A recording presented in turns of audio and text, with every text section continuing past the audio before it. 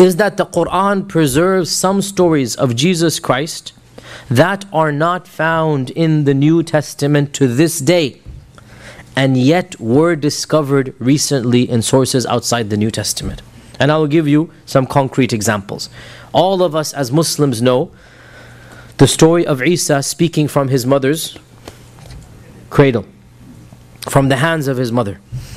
Most of us Muslims in this audience are not aware that this story is simply not found in the New Testament. It's not found. None of the Gospels of Matthew or Mark or Luke, none of them have it. Also, all of us as Muslims know that the Quran mentions in 3 occasions the story of Isa and the birds blowing into it and they becoming real birds. Again, you will be surprised as Muslims to know that this story is simply not mentioned in the canonical Christian Gospels. It's not found. And for the longest times, Christians would ridicule. Look at these Muslims, they have these weird and bizarre stories.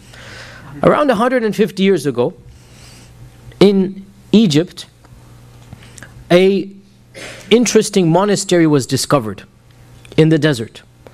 And in it there was the body of a monk from the 4th century CE, before the coming of Islam. 4th century CE. And the body of this monk belonged to a sect of Christianity that was lost, it's gone.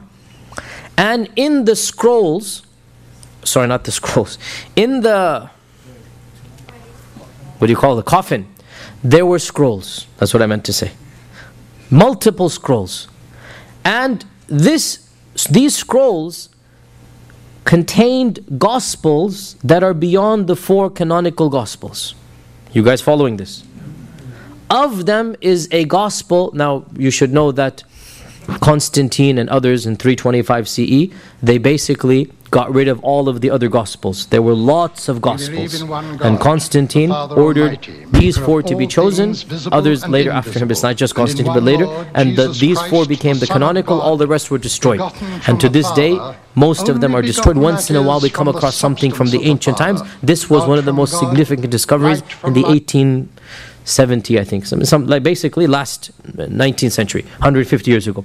One of these Gospels was the Gospel of St. Thomas. And it is now available on Amazon. You can Google the Gospel of St. Thomas. It was one of the lost Gospels.